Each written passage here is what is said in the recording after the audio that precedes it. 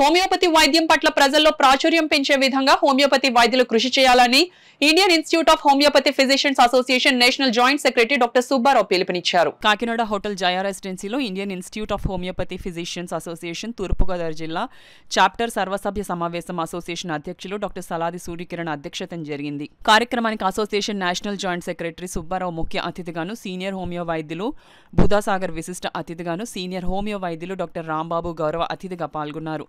కార్యక్రమంలో భాగంగా association national joint సెక్రటరీగా ఏకగ్రీవంగా ఎన్నికైన డాక్టర్ సుబ్బారావును అసోసియేషన్ సభ్యులు సాలువాలు కప్పి పూలమాలలు వేసి జ్ఞాపికను బహుకరించి ఘనంగా సత్కరించారు. ఈ సందర్భంగా డాక్టర్ సుబ్బారావు మాట్లాడుతూ హోమియోపతి వైద్యం వల్ల ప్రజల్లో ప్రాచుర్యం పెంచే విధంగా హోమియో వైద్యులు కృషి చేయాలన్నారు. అదేవిధంగా సీనియర్ వైద్యులు doctor Rambabu, doctor Sagar, doctor Saladi Suryakiran, doctor Sastri, doctor రాఘవరావు, డాక్టర్ రామ్మోహన్లు ప్రసంగించారు. ఈ కార్యక్రమంలో హోమియోపతి వైద్యులు doctor Acharya Srinivas, doctor Geetha, doctor Satyanivesh, doctor Manoj, doctor Rammohan, doctor Sivakumar, doctor Sindhu, doctor Adabala Sravani, doctor Srilekha తదితరులు పాల్గొన్నారు. ఖచ్చితంగా మనం ఆయన సన్మానించాలని అందరూ అనుకున్నాం.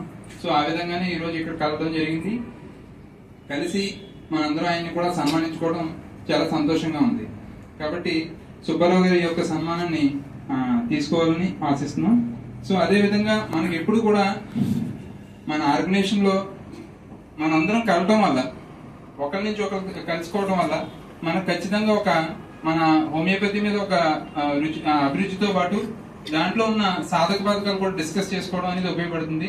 కాబట్టి అందరూ కూడా హోమియో డాక్టర్స్ అందరూ కూడా మనం ఖచ్చితంగా ఒక మంత్లీ కనీసం ఒక గంటన కలవడం వల్ల మనకున్న ప్రాబ్లమ్స్ అన్ని డిస్కస్ చేసుకోవడం వల్ల మన యూనిటీకి మంచి స్ట్రెంగ్త్ వస్తుంది. అదేవిధంగా బయట పబ్లిక్ లో జరుగుతున్న ఏదైనా ఇష్యూ ఉన్నప్పుడు కూడా మనం మాట్లాడడానికి కూడా ఉపయోగపడుతుంది. కాబట్టి ఈ విధంగా మన యూనిటీని ఇంకా బలవంతం చేసుకోవాలని ఆశిస్తున్నాం. మాకు ఇచ్చేటువంటి ట్రైనింగ్ కానీ, కాలేజ్ లెక్చరర్స్ తీసుకునేటువంటి శ్రద్ధ కానీ, వాళ్ళు మా మీద చూపించినటువంటి బాధ్యత కానీ, మా కాలేజీ వాళ్ళు ఎంత శ్రద్ధ చూపించారో మాకు క్లినిక్స్ అన్నీ కూడా ఎక్కువగా అమెరికన్ హాస్పిటల్, సిబిఎం హాస్పిటల్లో జరిగింది. అందులో డేవిడ్ రత్నం గారు ఉండేవారు. ఆయనకి ఈవేళకి కూడా పాదాభివందనాలు అయ్యి, ఆయన ఏదైనా కేసు ప్రజెంట్ చేసేటప్పుడు డిఫరెన్షియల్ డయాగ్నోసిస్ చెప్తేనే కానీ ఊరుకున్నాడు కదా ఆయన. అది మాకు సబ్జెక్టు పెరగడానికి ఎంతో అవకాశం అయింది. అలాగా ఆ కాలేజీలో, ఆ హాస్పిటల్లో మేము తీసుకునేటువంటి ఆ క్లినిక్స్లో మేము పొందినటువంటి అనుభూతి కానీ, ప్రాక్టీస్ ఎక్స్పీరియన్స్ కానీ, మన హోమియోపతిక్ కాలేజీలో బెడ్ సైడ్స్ దగ్గర కేస్ హిస్టరీస్ తీసుకుని కేసెస్ ప్రజెంట్ చేయడం దగ్గర నుంచి కానీ అన్నీ కూడా మాకు చాలా మంచి ట్రైనింగ్ దొరికిందని గర్వంగా ఇవాటికి చెప్పగలను. ఎందుకంటే నేను ప్రాక్టీస్ పెట్టిన కొద్ది రోజులకే మా అంకుల్ ఒక ఆయనకి, నేను ఉప్పాడు వెళ్ళి, మా ఊర్లో మాది శుక్రవారం ఉప్పాడు, శుక్రవారం నాడు వెళ్ళి శనివారం కూడా అక్కడ చూసి సాయంత్రం శనివారం రాత్రికి వచ్చేసేవాడిని.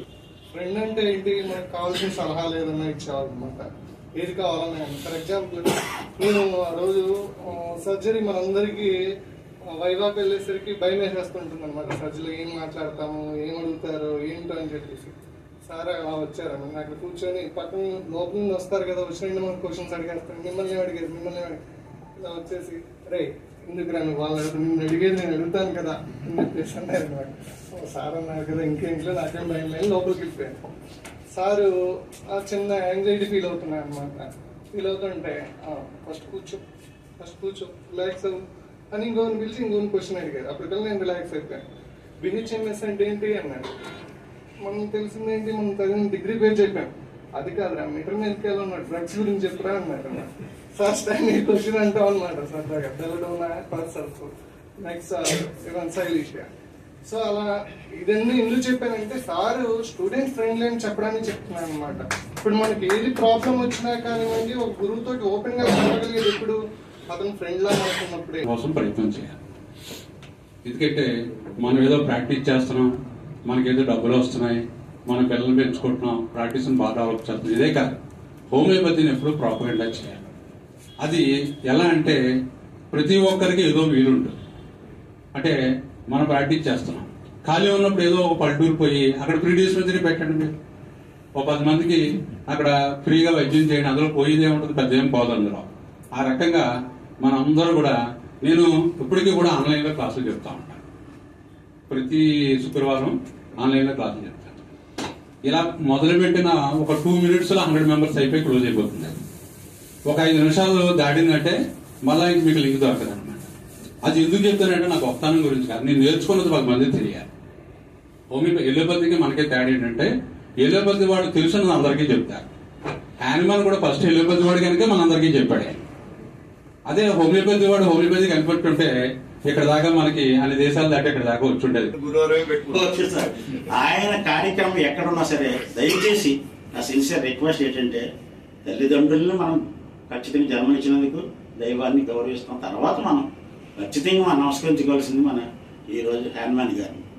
ఆ గౌరవ భావంతో మీరు ముందెళ్ళి ఆయన కార్యక్రమం ఎక్కడ జరిగినా మీరు తప్పకుండా హాజరవ్వాలని, అది కూడా ఉదయం సాయంత్రం వచ్చేసి మళ్ళీ సాయంత్రం ఈవినింగ్ పెట్టారు. ఇప్పుడు మళ్ళీ 5 to 8 అట, అందులో సగం డ్యాన్సులో పాటలు ఇట్లా సరిపోతుంది. అది కాదు కదా, మనం ఆ రోజున కూడా క్లినికల్ నాలెడ్జ్ క్లినికల్ గా మీ ఎక్స్పీరియన్స్ అన్ని కూడా ఆ రోజు చెప్తే కొత్తగా వచ్చే మన విద్యార్థులు ఉన్నారు కదా, వాళ్ళందరూ ప్రాక్టీషనర్స్ అందరూ నేర్చుకుంటారు కదా. దానికోసమే కదా ఈ అసోసియేషన్స్ అన్ని. దేనికోసం మీరు ఇప్పుడు చెప్పారైనా టంగ్ చూసి నేను ఎటానస్ అని చెప్పగలిగాను నేను అని చెప్పారంటే మరి ఆ నాలెడ్జ్ మనకు రావాలి కదా. ఆ విధంగా సెటిల్ అవ్వాలంటే మీరు కూడా ఎన్నో బ్రహ్మాండం కేసులు చేసి ఉంటారు. మీరందరూ కూడా ఇందులో మంచి ప్రవీణులే కదా. మీ ఎక్స్పీరియన్స్ చెప్పారనుకోండి, కొత్తగా పెట్టిన పాప ప్రాక్టీషనర్ వీళ్ళందరూ నేర్చుకుంటారు. అయితే ఇప్పుడు మీరు ఏం చెప్పారు, మనం చెప్పాలి.